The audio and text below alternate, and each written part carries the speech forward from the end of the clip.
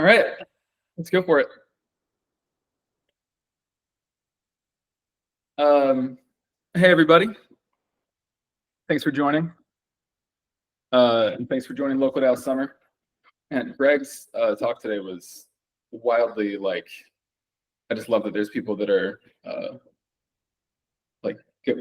are so prolific about thinking about this kind of stuff. And it's, in some sense, the open protocols is our sense of the term open protocol is definitely different than, or a little bit distinct from what's widely talked about, or has been so far. But I think Greg's by our technical definition definitely meets it. So the Open Protocol Research Group. Let me shut this window. Open Protocol Research Group is 3 of us as a subsection of as this little study subsection of Ethereal Forest. So it's myself, Max Wolford is in the chat, and Ben Geist, who many of us know from being at every single conference in the Ethereum ecosystem. And yeah, so we've been noodling about these sort of issues of, you could call them issues of informal, the informal life in the analog world that for weird reasons tends to replicate stuff that goes on in the open web.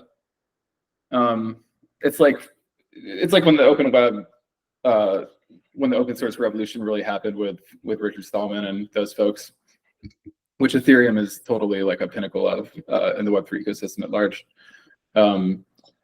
It was mimicking, intentionally or not, patterns that undergrounds had developed for a long time, in my opinion.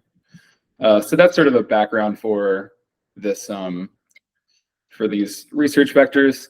I just want to say that these are very speculative concepts, very open-ended. And as you can see, this background here is Rick and Morty drawn on LSD blotter paper. The focus of this talk is mostly mostly cultural, cultural contexts, but or mostly takes place in a cultural context. But what we're really sort of gearing toward in the long term, or where this is pointed, is talking about ways to organize much more basic needs type stuff, food, shelter, self-governing, etc. So the hope of the talk is that these things can eventually point in those directions, even though they may not. So maybe keep that in the back of your mind while you're checking this out. So these are some drawings from the artist, turn of the century artist, Austin Osman Spare. Spare was you'd call him like a visionary artist. He was sort of an anomaly of the time. He was loosely associated with the surrealists, but really didn't fit into the London art scene. Was definitely a total bit of a weirdo. But he was also interested in the tradition of magic. During that time, it was sort of the tail end of the Theosophical Society, which is like Madame Blavatsky and those types. It was definitely a time, and he rubbed shoulders where Aleister Crowley, sort of in the fallout of the Theosophical Society, was hanging out. If I remember, Aleister Crowley actually, I think, tried to make a move on Austin Osman Spare when he was quite young, and he didn't particularly like that. But Spare was a reader of Freud, and he was, someone who, basically an atheist, and was interested in the magical tradition, but not in a supernatural way. He understood it as psychic technologies, or psychological technologies.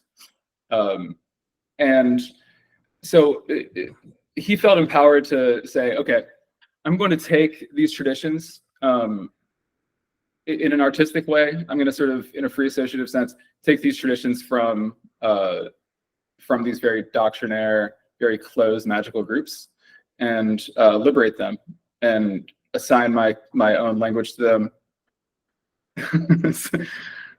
Great, rather material knows Peter J. Carroll. Yeah, so Peter J. Carroll sort of picked up where Osmose and Spare basically developed the sigil magic protocol that Peter J. Carroll picked up in the 1970s and 80s mainly, later 80s in the UK, and formalized into what's known as chaos magic. So chaos magic takes the tradition of takes many different traditions of magic, the Hermetic tradition, the Jewish mystical tradition, the Egyptian magical tradition, etc. And they say, this is all bullshit. This has been used for to exercise power over others. It's been dressed up in robes and attached to doctrines. But in reality, there's something to it. And so the task of chaos magic was to identify the basic protocol, the core protocol, which they did, and then open it up to free associative adaptation for anyone who's interested. The basic, in case you're interested, in case you want to try it yourself, the basic protocol is enter into an altered state, state an intention, and then forget the intention. The key thing I think what's really interesting about chaos magic is that if you look at the writings around it, it's really a fairly basic set of practices that they're just repeating over and over again, with an entire universe of writing that's arguing for the necessity to free up and democratize and make magic open-ended. And that's a little story to describe what we're talking about when we talk about open protocols. Which I'll get into momentarily. The task of this talk: to pose a structural analogy between open source web protocols and analog, social, and technical open protocols, as we call them. Second, to find in that analogy a story about modularity, pluralism, and empiricism. And to burrow through that analogy and discover on the other side a zone of alliance and contagion. It's a key part, at least of my sort of research practice, that if you're thinking about analogies or metaphors, you haven't gone far enough, and that what you really should be talking about is if your terms can't fit into productive alliances, then you need to reconsider your terms. Personal opinion. Okay, so open protocols and extitutions. So speaking about this just last week, I'm glad that someone brought it up for me. The nuance of the term open protocol is that the term protocol itself is somewhat redundant. Or sorry, the term open protocol itself is, in one sense, kind of redundant. Protocols are by nature open. They're reduced down to sort of core parts in a way that is easily able to be circulated, transferred. They're mimetic, right? They're mimetic and reproducible. All protocols have an open element to them. That's just otherwise they would be a protocol. So on this left side, we have this sense of open, meaning mimetic and reproducible, whereas closed would be anti-mimetic, a set of knowledge that is extremely lengthy or difficult to spread, a set of knowledge that's dangerous to spread or otherwise makes its participants unwilling to, or makes people who hear it unwilling to communicate. And then just restricted in the sense of it is illegal or there's a threat of violence for communicating this. So again, I think when we're talking about protocols in general, we're usually talking about this open area up here. But what we mean by open is slightly different. Open protocols in this sense are the knowledge set with the addition of the cultural accompaniment that is keeping it open-ended. So when Peter J. Carroll decides to detach these magical protocols from these doctrinaire, hierarchical, and in some sense closed traditions, and open them up to experiential, exploratory, open-ended exploration, he's turning them from just a protocol to an open protocol in the sense that we mean. You can think of different cultural settings, different institutional settings where that you could describe as anti-empirical in the sense that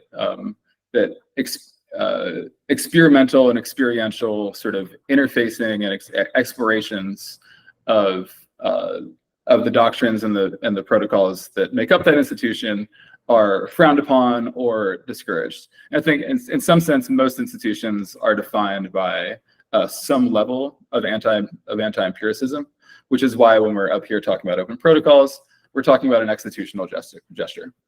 Extitution meaning, I mean, we'll get much more into it, but extitution meaning that, extitutional rather meaning that against enclosure, moving in the direction of free association rather than associational closure.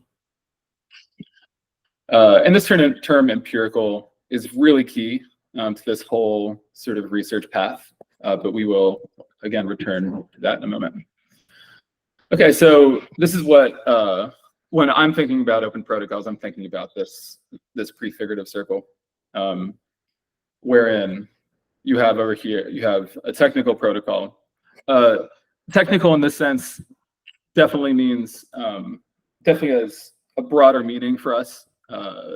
Technology has anything to do with basically any two entities interfacing with each other. So social technologies are technical in this sense, are technical protocols. Technologies of embodiment or subjectivity are equally there, and then more, the sort of metal and silicon and tool-based technologies that we're used to talking about are also very much included. So what we have is this notion of this evolving technical protocol that inspires open empirical imagination, which inspires more evolving technical protocols. And you can see that what I say prefigurative here, in the sense that I believe you'd call it if I remember my old philosophy, you called it a relationship of efficient causality. There's this immanence or in itselfness to this relationship. The end, it's kind of spinning itself out. Each is the end of the other, and each sort of gives permission to the other to expand. So I guess more about that, but that can give you a little bit of a mental model of what's going on talking about this. So when we're talking about the really interesting thing about this exploration of protocols is thinking in the context of institution and extitutional logic. One thing that we noticed, this is in the context of the protocol underground piece that came out recently, is that something that instigates this sort of libertine or libertarian sense of how to deal with technology is when a practice becomes illegal or illicit. So this is a great and famous example, or at least for me, an infamous example. This is the United Kingdom Criminal Justice and Public Order Act of 1994, which basically banned outdoor parties, it banned raves. This was in response to a sort of culture war, a Thatcher era culture war in which raves, open sort of unregulated rave and free raves, what's called the UK free party scene, were becoming sort of an increasing cultural threat during that period from the perspective of the Thatcherites.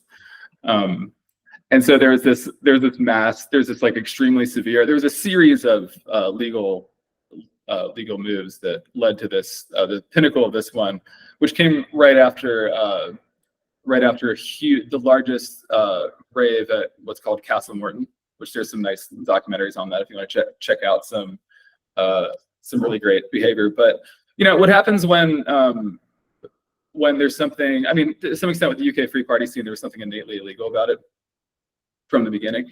But you can see that there's that when you can't set up a brick and mortar around your protocol or your set of practices, that the only move is to further protocolize it.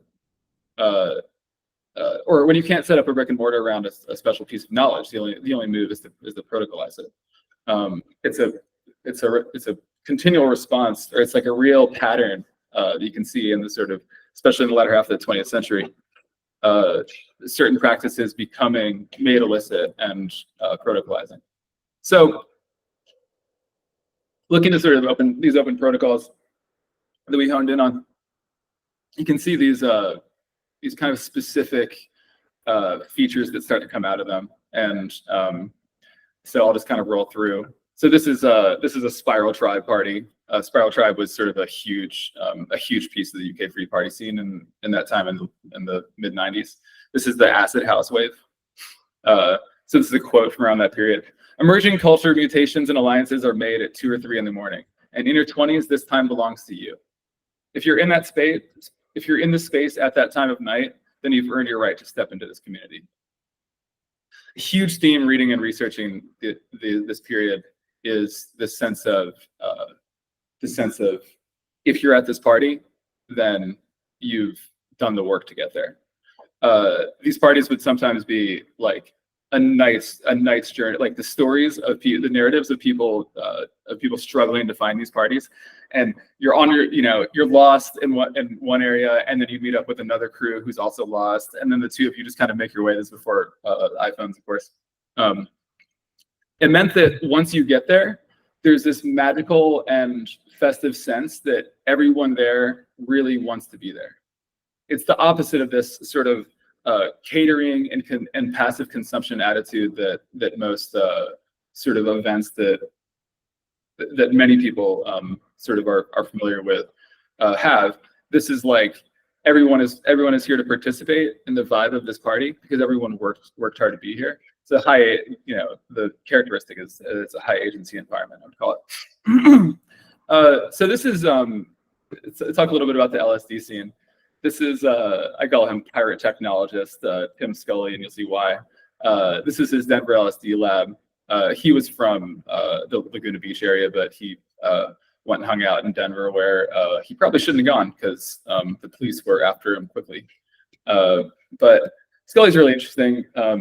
When he was in high school, he apparently, I don't really understand the story, but the story is that he convinced his administrators to let him set up his own classroom and build a particle collider when he was like 16 years old.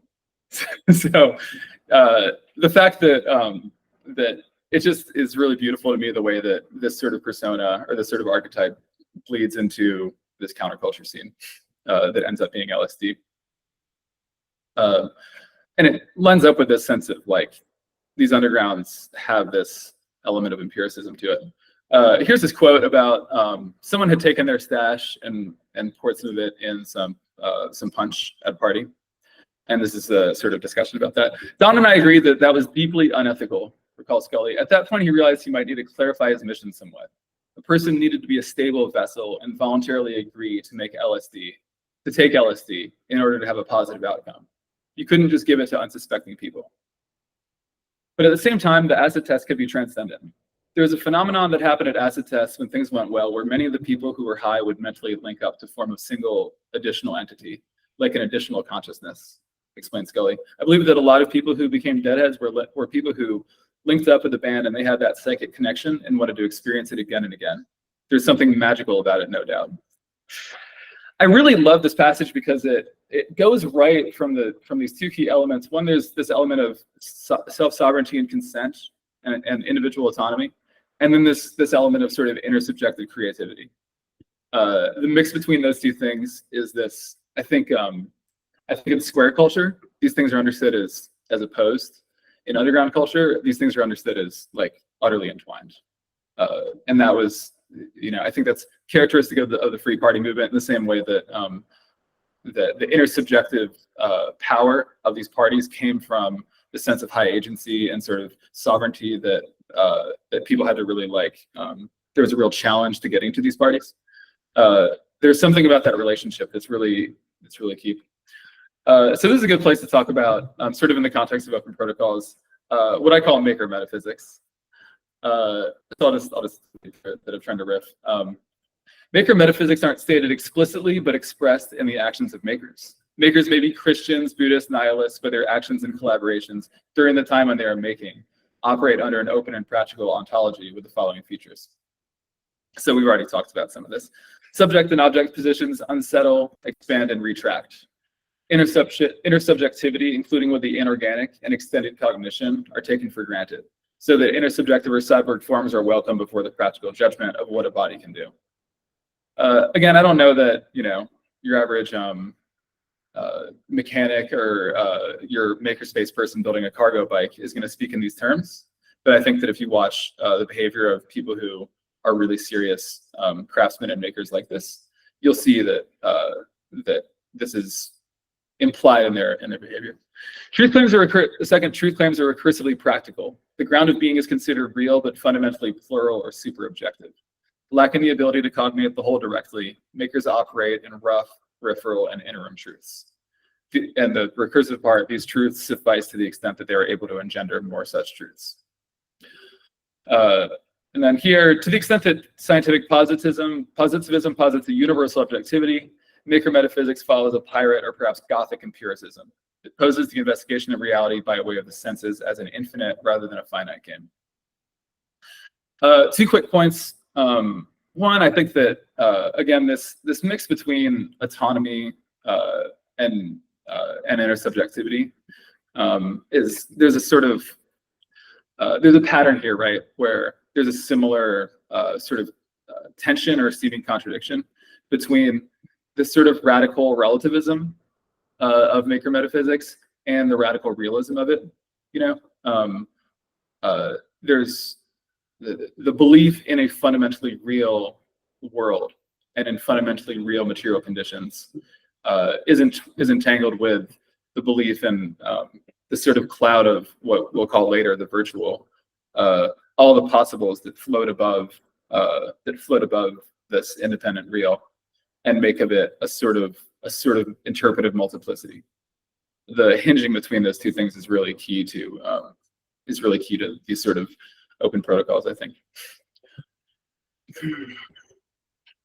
Okay, so moving on to extitutions. Extitutions are, Jesse Kate Schingler and Primavera de Filippi were the ones who sort of started this concept of extitutional theory or extitutional studies. In all their work, as far as I recall, and I could be wrong, but I do believe that there may be one offhand mention of the term extitution, but in general, they're talking about the extitutional, which is an underside or aspect of institutional relations. The extitutional is always talked about in the context of institutional relationships. What we're talking about here with extitutions and what open protocols sort of present to us is the idea of types of organizations where these sort of unenclosed, free associated relationships and the orientation towards them is totally dominant. Dominant to the point where it's proper to just call it an extitution rather than an institution. So extitutions secure, protect, and formalize the free empiricism of protocols by culturally encoding them. So we can say, second definition, the extitutions as organized local deployments of open protocols oriented towards the production, propagation, or protection of free, permissionless, non-standardized knowledge and skill sets. If all institutions contain an interplay between institutional and extitutional dynamics, as they write, extitutions are those where the former is actively and radically subjugated to the latter. And I want to say that this all sprung from this project of trying to find analog real-world analogies to the open web.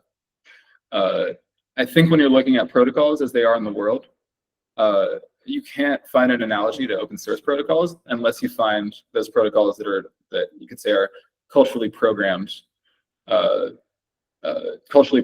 with this open empirical attitude.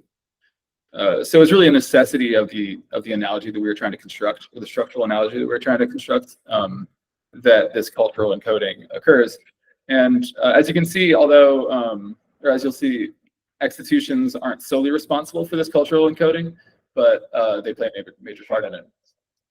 So some of the older folks here might be familiar with this group. This is the Brotherhood of Eternal Love. This is a crew in Laguna Beach. Really thugs to start off, they call them surfer thugs, that robbed a Hollywood producer and found some LSD on him, and dropped it and completely changed their orientation. So they became this sort of a benevolent gang. They were a huge part of, there was already whispers of this among the production families, but they were a huge part of formalizing the cultural elements of the LSD evangelism that was going on in California at that time.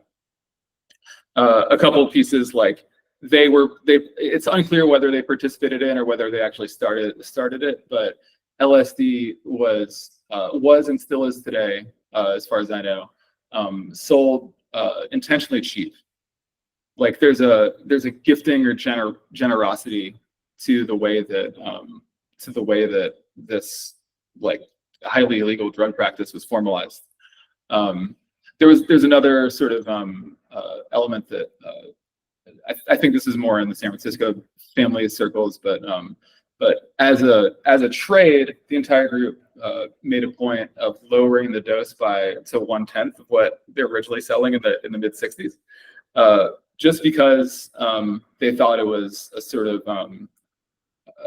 what'd you say, like in terms of spreading it on a healthy and agential and productive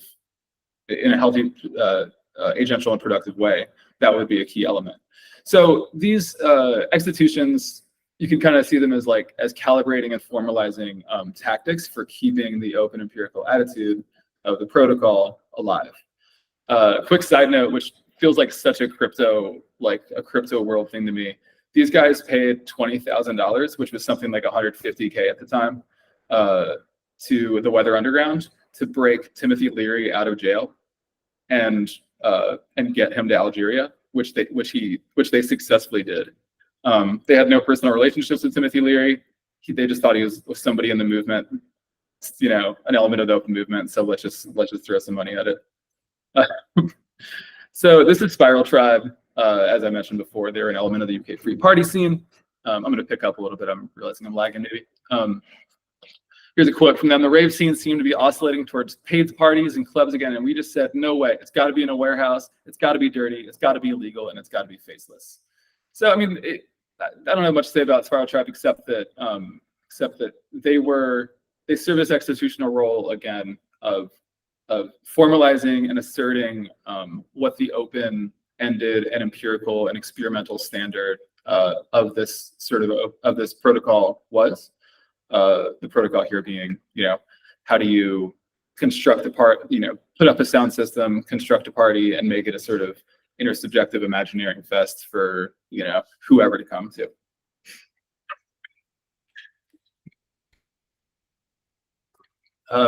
This group is actually, I wanted to include them talking about pointing more towards basic needs for a moment.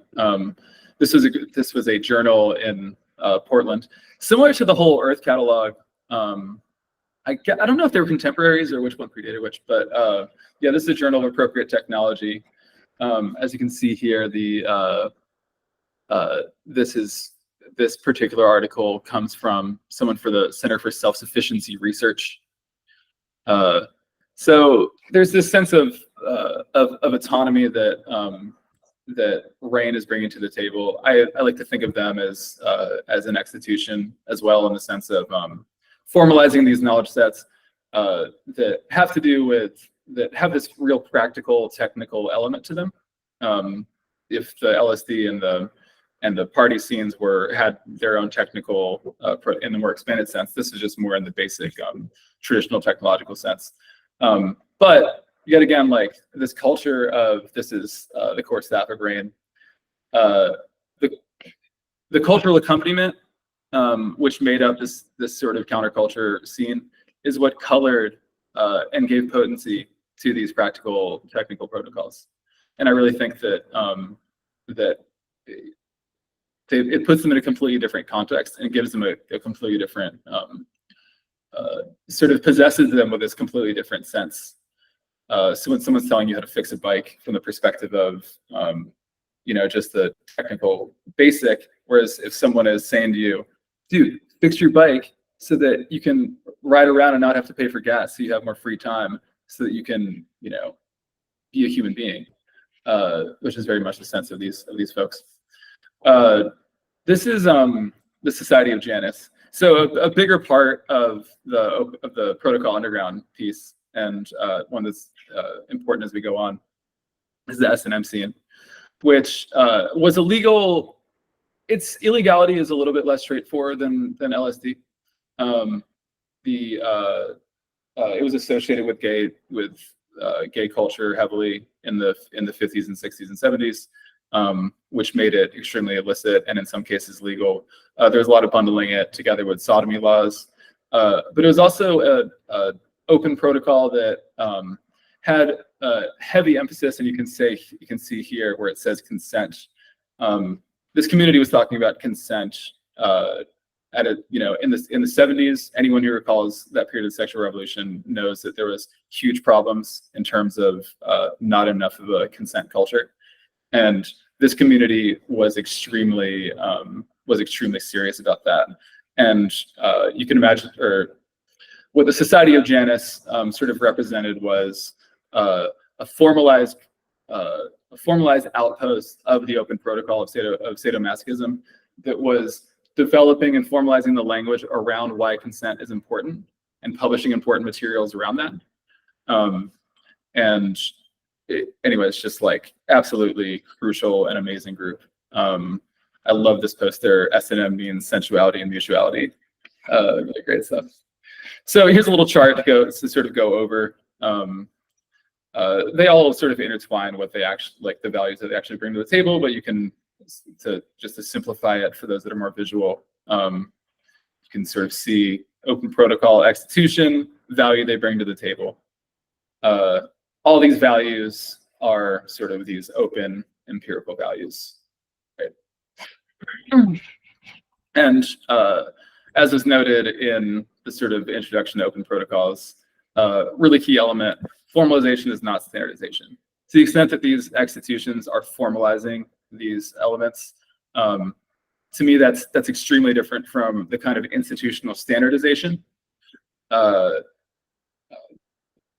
I could say more, but I'll just pass over. I think there's enough context to see what's meant by that. So to review real quick, executions, this structural resonance between Web3 and these sort of informal cultural modes. We see that you have these technical protocols that need this need to be culturally encoded. Sometimes just on a completely distributed basis, sometimes on a more organizational basis with these executions. The specific values that we're finding here: social and technical modularity and autonomy, free association under conditions of robust consent, resistance to doctrine, enclosure, gurus, and maker metaphysics. Among those, intersubjectivity, extended cognition, flat ontology, pirate empiricism. Any quick questions or notes before I move on to the sort of second part of the piece, or second part of the presentation?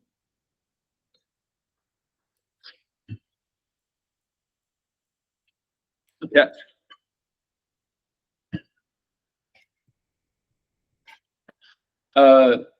Sorry, continuing to summarize before we move on to the second. This is, again, like I said, these are speculative concepts. This is about developing problem spaces. So the problem space number one, you can sort of, if you could internalize, maybe help us out. What can DAOs learn from analog executions? How can analog executions make use of DAOs to further formalize the protection and elaboration of open protocols?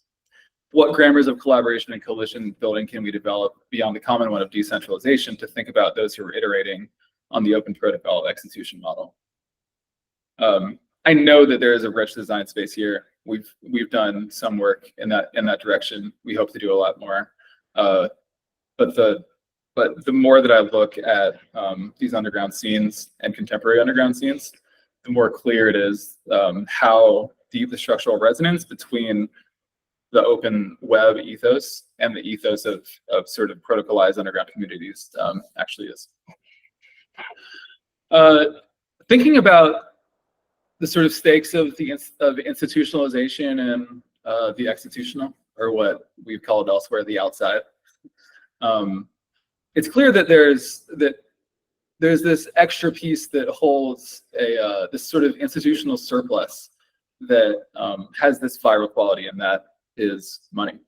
Of course, being in the Web3 space, it's like has to be focus. And it aside from DAOs, it's clearly a major part of what we bring to the table. This quote, I think, says it very well. Money institutionalizes a social relation, or rather a set of relations of social production and reproduction.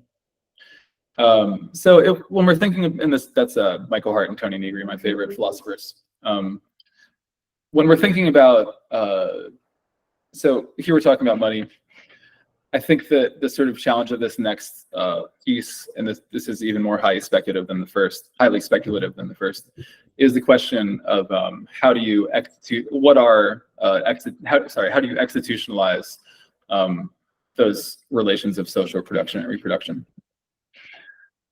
So we, of course, are in this game of, are in the business of coining phrases. So one more phrase, under capital, we're sort of introducing.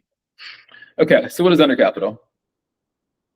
Y'all are familiar with, I'm sure almost everybody here is familiar with the 8 forms of capital. I'm not gonna go over them, but just to say that this was credit to Gregory Landua and Ethan Rowland in their, I believe the book was 2011, their book Regenerative Enterprise, where these were introduced. My sense is that this idea of these different forms of capital were sort of circulating for, or incubating for quite a bit in the sort of broader permaculture community. But you can see that there's a huge unlock when you start thinking about multi-capital relationships. This is just one example. This is Community Warehouse in Portland. They have an entire sort of exchange process that's based entirely in donated furniture. The sense is our community may not be, or elements of our community may be rich in financial capital, but there's other forms of capital that they're rich in, and we can organize around that wealth and be mutually empowered by thinking through that lens. Just a brief example, there's obviously many, and actually a former version of this talk would have just been basically going through and looking at the multi-capital relationships that Portland has been sort of taking advantage of in terms of mutualist organizing.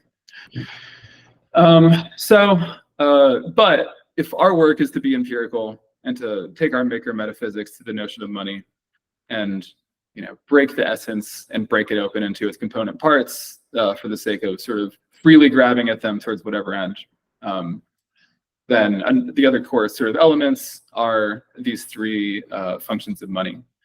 I believe that this is an old, like very old analysis of money, at least going back to the early 20th century, but my exposure to it was through Ethan Buckman of Cosmos and Colin Drum, who is at Membris School and wrote an absolutely wonderful dissertation on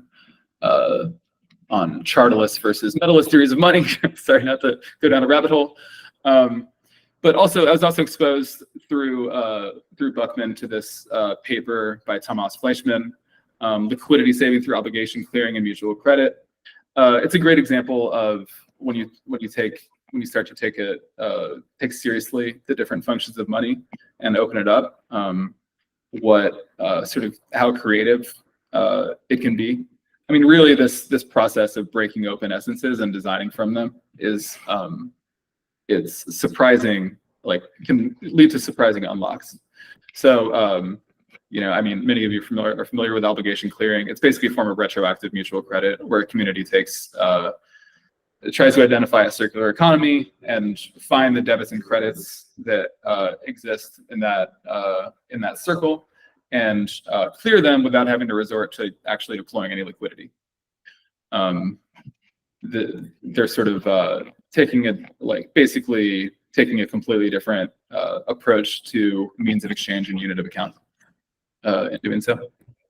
But when we're talking about a sort of, to be as provocative as possible, we're talking about the extitutional gesture, the breaking open of money that we're shooting for with under capital.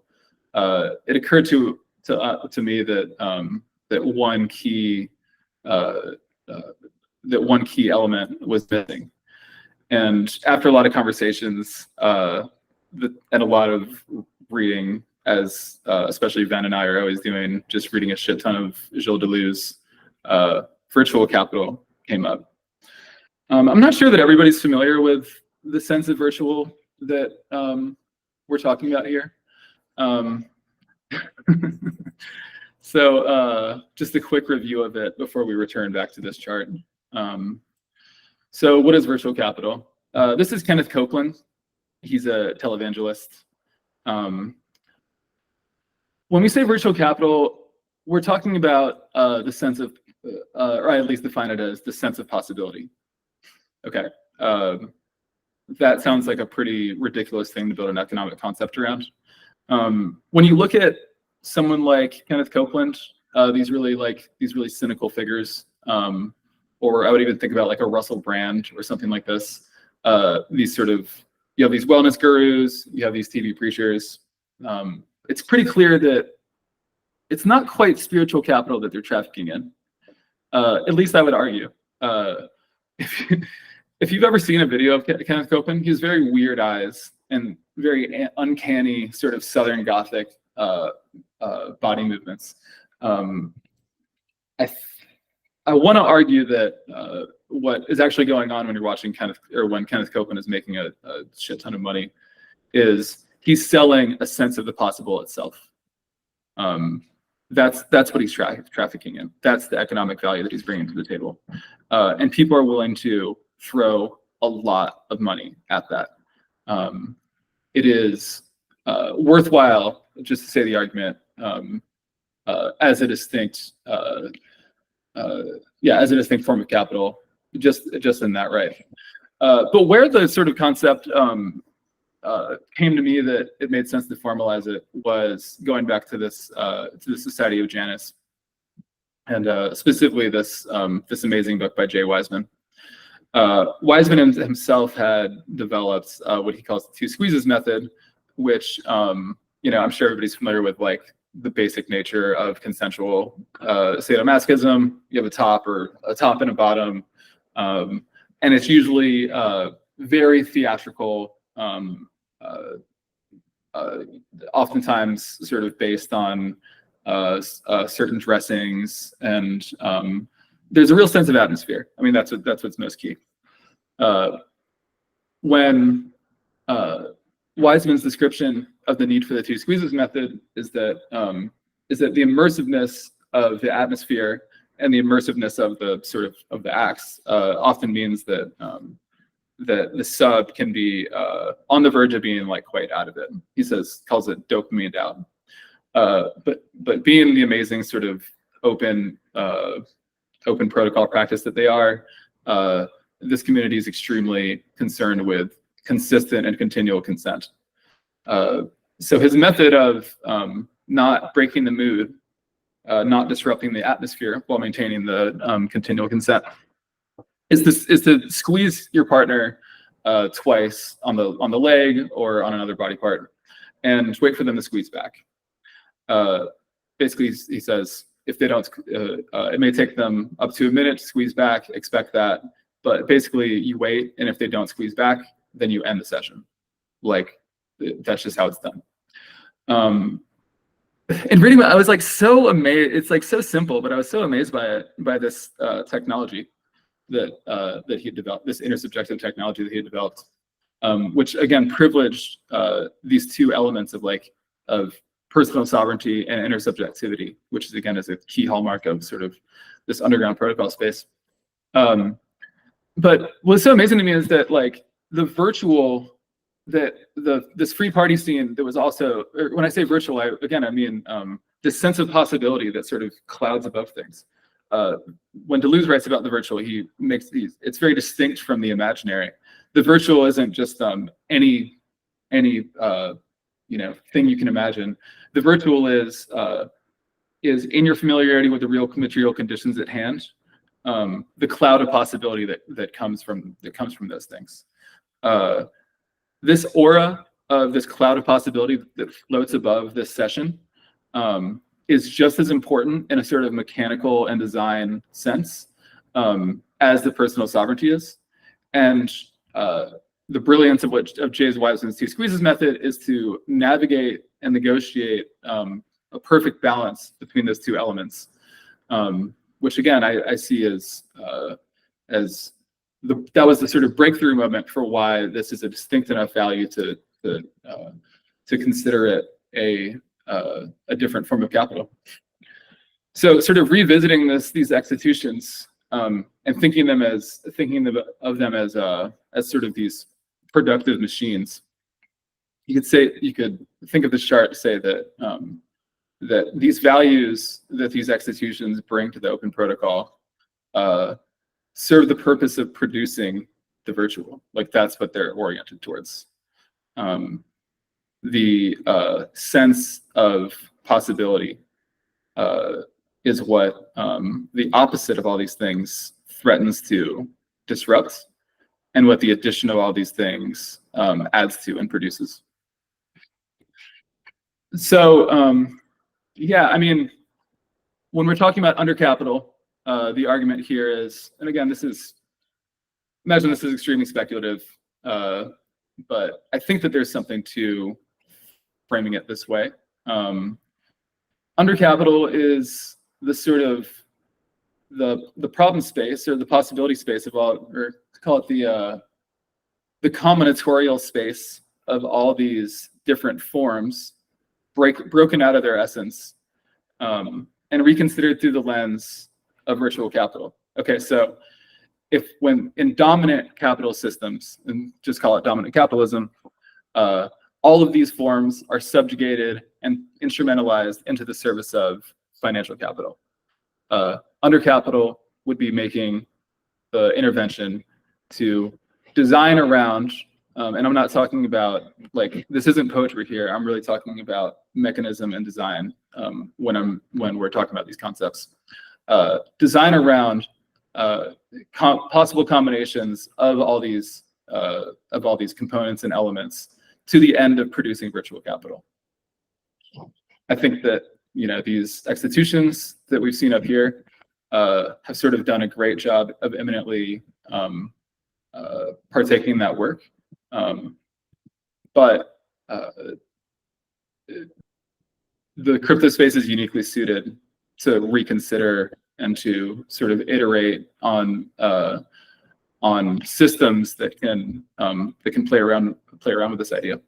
Thought of this way, it's clear that like the open part of the open protocol that discussed at the beginning is really this same aspect of the virtual, and that relationship, that this under capital or extitutional view of money is really just like a restaging of that prefigurative circle in the context of money, or in the context of value.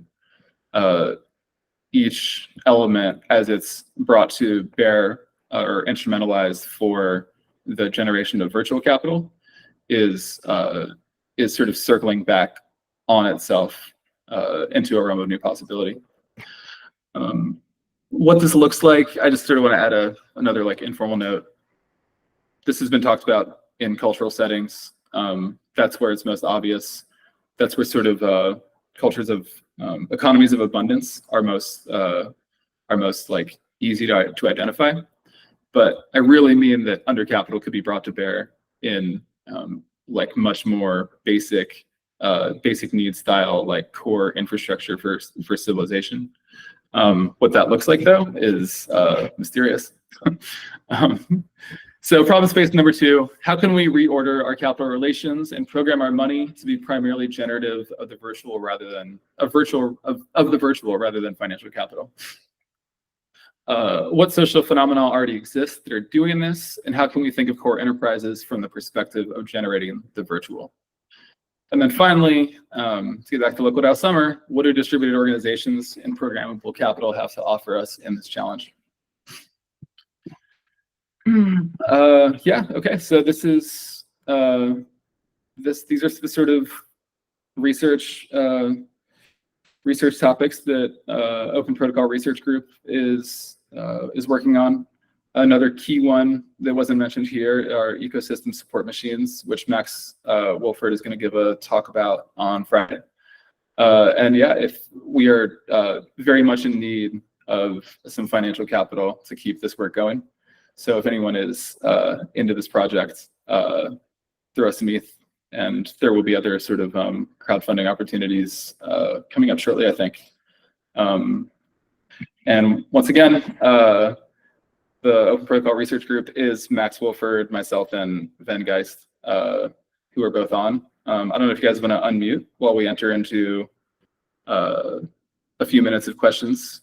I think we have until 2:30, but I'm totally happy if we just want to do like 10 or 15 minutes of questions, even if there's that many, and then wrap it.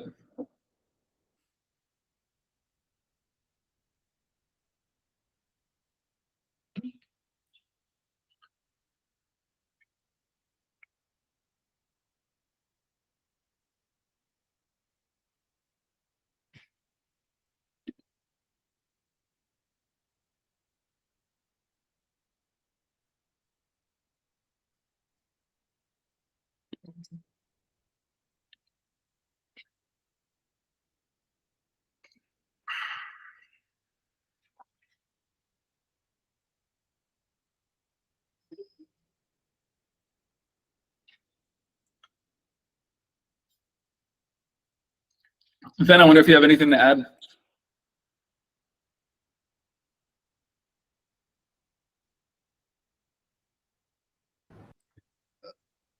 Nothing to add. That covered a lot. Processing. And curious if anybody else has questions. Yeah.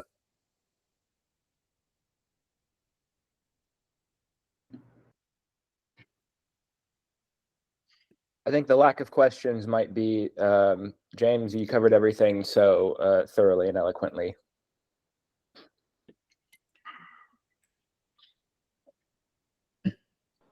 Well, yeah, this is the labor of a million conversations, including on the ride up from Funding the Commons that Max gave me and Ben back to Portland, and yeah, this body of research is really like reflective of the different types of genius that Ben and Max both bring.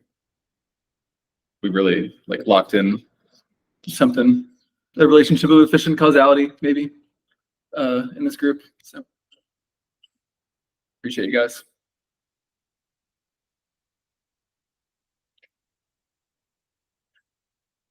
All right, cool. Well, if there's no questions, we can wrap. Great job, James. That was phenomenal and very good food for thought. Looks like Howard has a question. Oh, great.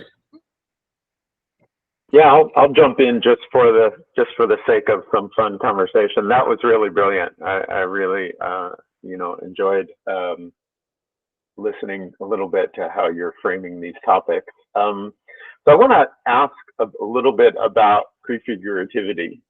I mean, this is a conversation that it reminds me of some conversations that I've been involved with. I'm with you on the power of prefigurativity and developing practices that can then be instantiated or protocolized or in some sense reinforced. And there's a conversation that I've had about that in the past with regard to some of the lessons that people thought that they learned from Occupy. And so after Occupy, there was this critique of prefigurativity about how, some of the, anarchist practices that were engaged in the squares were cumbersome and, not very well suited to, doing what they were trying to do or being effective in some way. And, I've, in response to that critique, I've sometimes been in conversations on the kind of contingency and contextuality side, saying, well, okay, that may be the case for what happened. with Occupy, but there are certainly other instances where prefigurativity is important and can be effective. I wonder if this is, something you've thought about or, comment on in some ways. Are there, situations or contexts in which, developing protocols, have just been, easily adopted by business as usual and easily co-opted, or are there contexts in which open protocolization is more effective, can be more effective? I mean, I'd say a couple things. Like, I was around in Richmond. I was on my own sort of underground path at that time, and not participating in the Occupy that was going on there. But I was sort of watching at a distance, and in the couple of years after, talked to some people that had been involved and watched the YouTube videos at the General Assemblies. There was this, I'll just say, like, specifically, it's memorable. He was this redheaded fellow who was participating in the Occupy General Assemblies. And he was in the habit of he's basically a narcissist, he was in the habit of taking the mic, sort of endorsing a kind of like revolutionary violence with him at the helm, in some sense like delusional. And there was different, there were suggestions for how to deal with him, how to deal with the extent to which he was trying to take the role of a leader and center himself, which was very much not the vibe. And what it eventually led to is that the group had been in an unsteady truce with the police, that they could occupy this very particular park and hang out there, and the sort of police chief was going to let it happen to some extent, or at least not attack them. This person decided to call up speaking for the entire group and threaten the police. And the next day they came and completely, tore down the encampment. So the final General Assembly was to exile him from the movement, and then it was a wrap. And some people thought that was absurd. It's like, he ruined it. There isn't a movement. Like, it didn't work. It was a failure. I think that that the muscles for self-governance and direct democracy that had been established there were like completely invaluable, and that it's easy to see how like during the protests here, it's easy to see how the experience that was developed during those things informed later struggles. And and that's why there's this kind of like liberty and like lack of burden to these kind of like genuine open protocol actions. It's all experimentalism, and so that's like another sort of, I think that's another element of sort of prefiguration, is like the freedom and liberty of experimentalism, and that just in the same way that like Metacartel like donates the rest of his treasury and collapses, like that's because Extitutions and all sort of deployments in the context of open protocols can be ephemeral, because the wider spread, the wide movement in general is where the life is. That's the first thing. The second point, though, is that I have to say that as much as Occupy was amazing and powerful and needed, to the extent that it was occurring within an explicitly political and representational framework, it is different, I think, from the open protocols that we're talking about, in the sense that they really emphasize like it's maker first, like, in other words, I think that the maker metaphysics doesn't allow for the kind of like, hey, we're making a big political gesture here, like everybody pay attention because we're anarchists, and we're this or that, we're anti-capitalist. I think that's too representational for the kind of maker work, and that the best examples of powerful prefiguration happen in the context of technicians, builders, which is why like the cryptos, like take a raid guild, for example, not a particularly politically inflected organization, as far as I can tell, but doing really innovative and cool stuff when it comes to labor practices, just because it's the logic of the work.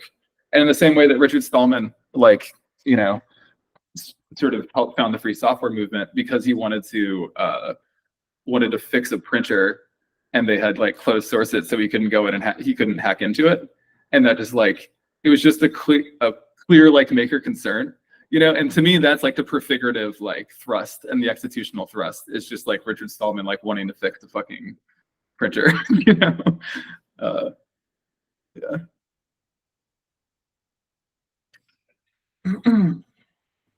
All right. I can add on Yeah. that a little bit if I may. So I think the Occupy movement is a good example to look at here, because Occupy obviously was created by or inspired by the great financial crisis of 2008. So was cryptographic digital ledger technology, right? Bitcoin in its first block points to the great financial crisis as its origination story or its need to exist. So Occupy and crypto have, for a long time, sort of shared the exact same goals. And while we can see that people will say Occupy has fizzled out over time, I think you could point to the large number of people in crypto who got into the scene through Occupy movement because of the shared values there. Shows that Occupy is actually still going strong in the form of crypto. So some of the differences between Occupy proper, the protests in town squares and on Wall Street versus crypto, is that crypto really did work to formalize protocols. Obviously, Bitcoin itself is a formalized protocol, and then just cryptographic digital ledger technology is also a set of formalized protocols that has allowed for a large variation in different types of solutions to the problem of our financial system being controlled by a centralized, relatively centralized group of actors. And so I think that we can look at how crypto did an intentional job to produce those protocols that, like using those things that James talked about, preserving consent, preserving sovereignty, mechanisms for excluding bad actors. Obviously, there's work to do in this space. And you compare that to Occupy proper, and maybe some of those protocols weren't formalized in a way that made it so that they didn't quite have the same staying power. So yeah, formalization of protocols without standardization, I think, shows how the crypto component of Occupy has had staying power and is starting to and continuing to actually occupy Wall Street, whereas the social movement itself maybe ran into some tension through the prefigurative politics, which always has to exist in tension, right? If you want to imagine a different system and operate in that manner while you're still in the old system, the traditional system, then you're going to run into some friction. So you can minimize that friction, I think, by formalizing protocols.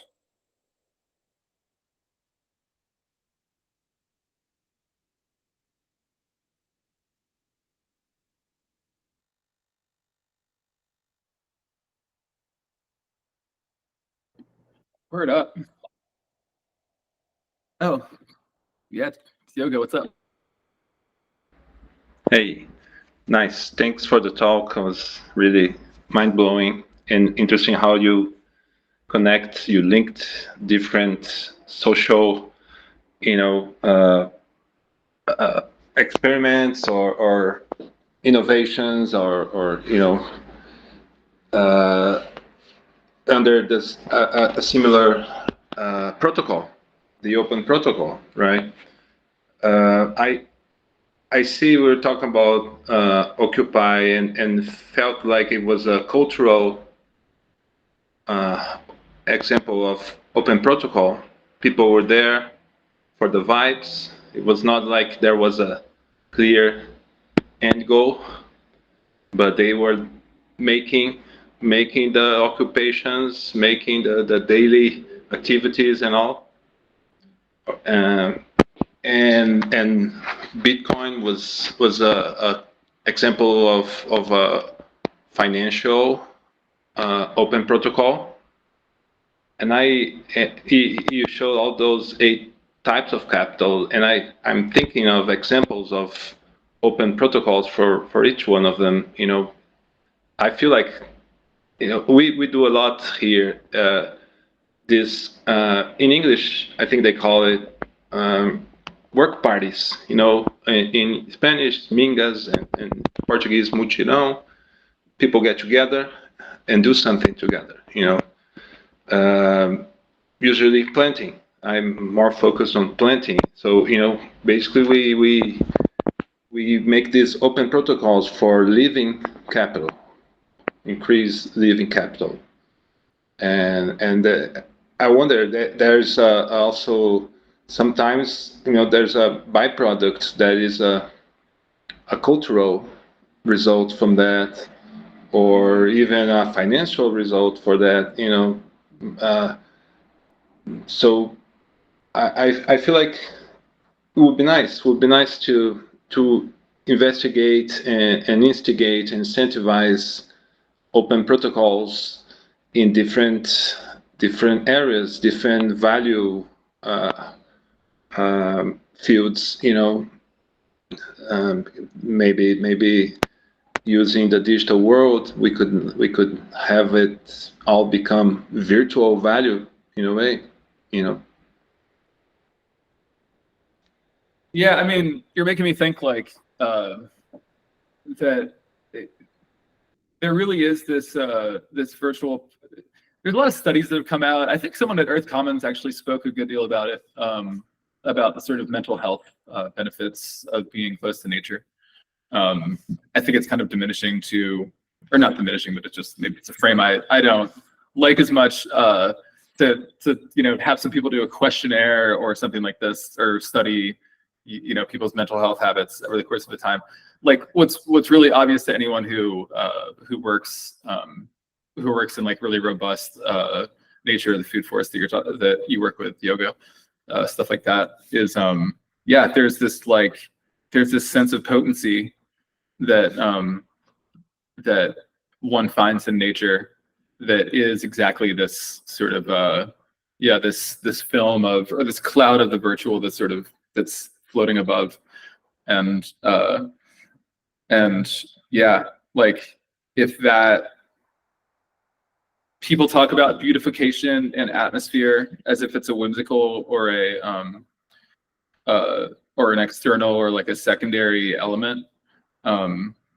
But yeah, the sort of argument is what does it look like to make those things primary, because it is the sort of sum of in other words, you can imagine a mobilization of social capital that is directed towards finance and is very impoverished from the perspective of that cloud of the virtual, that cloud of possibility. Places that are peaceful and that are allow autonomy, also which just tend to be like places that are extremely generative of those sorts of things. And it is such a key element of like it just strikes me as such a key element of like how to think about the meta crisis, how to think about all this to sort of make ubiquitous these zones where where autonomy and intersubjectivity are sort of privileged and thought of in the same breath. And yeah, realism and the imaginal are like thought of as two aspects of two sides of the same coin. But yeah, but saying that, going through the list, I mean, literally, like, this is what we very much intend to do. And honestly, like, when framing out a lot of this thought train, I was, just to sort of provoke myself, I was taking long walks at night thinking about a lot of this, and I was trying to provoke, or trying to consider like much more specific design ideas, which I had a few that I almost pinned on the edge of this, but I decided not to. But it was clear to me that like that Venn and Max are like definitely have way more talent in that sort of specific mechanism design. But like just constantly holding up this whole conceptual artifice up to the fire of what sort of really specific design work can this open up. So yeah, like your tendency to want to like go through and look at each specific form of capital and the specific functions of money and think of them very deeply and think of them in their combinations is like absolutely like the path that we're moving towards. And if you wanted to autonomously do some of that work yourself, we could probably throw you some open protocol research group support. Yeah, that's awesome. You know, just this conference is a huge effort. You know, open protocol effort. You know, we see all the dedication you guys put into this. Borrow, she's also always, you know, being there, you know, helping us. It just feels like, you know, if we could have a set of open protocols that with an agenda, people participate, and then it involves party, involves conference, it involves planting activities or you know, financial activities and all that, and in the end we get a social value from that. You know, we get some reputation, we get some you know, virtual certificate in a way, and build our story. It's interesting. Back to that. Yeah, I really love the sort of like lineage of contribution that your certificate work was showing in the context of Agroforest DAO, by the way. That's like a really cool, that I think that's pointing in the direction of the kind of design work, because when you're talking about the crypto space, when you're talking about what distributed ledgers can do, you're really talking about artificial scarcity. And it's just this question of like, how do you deploy artificial scarcity in the service of abundance? You know, it's kind of the idea, I think. So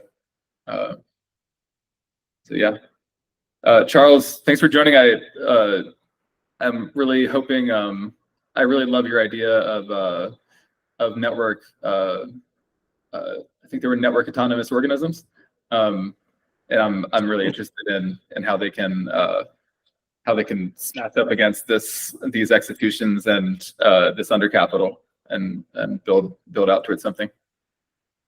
Right on, me too. I just jumped in, so I don't even know what you talked about, but I'm all psyched to connect and learn and all that. Yeah, definitely. And we were calling it networked autonomous organisms, and we upgraded it to networked adaptive organisms now. So I'm still getting used to that. It's relatively recent, but yeah.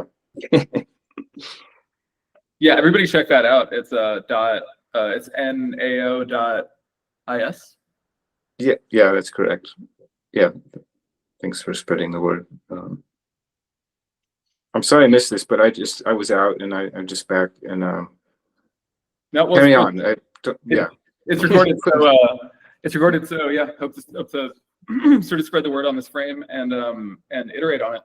So everybody definitely be watching for more work, and if we can get a little bit of some substantial funding or some more substantial funding, I think that these frames plus the design work that sort of comes out of it might end up in the direction of a book. Not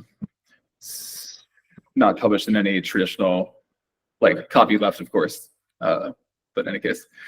All right, well, yeah, I guess let's wrap. Unless don't want to, like, if there's any more questions, but otherwise I'll like save everybody's time and say goodbye.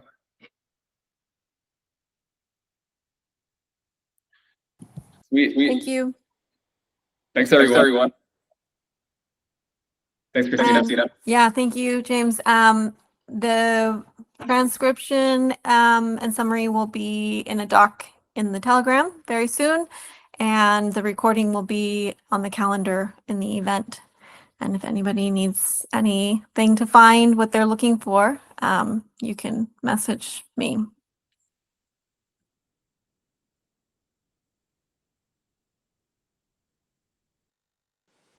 PDX rocks.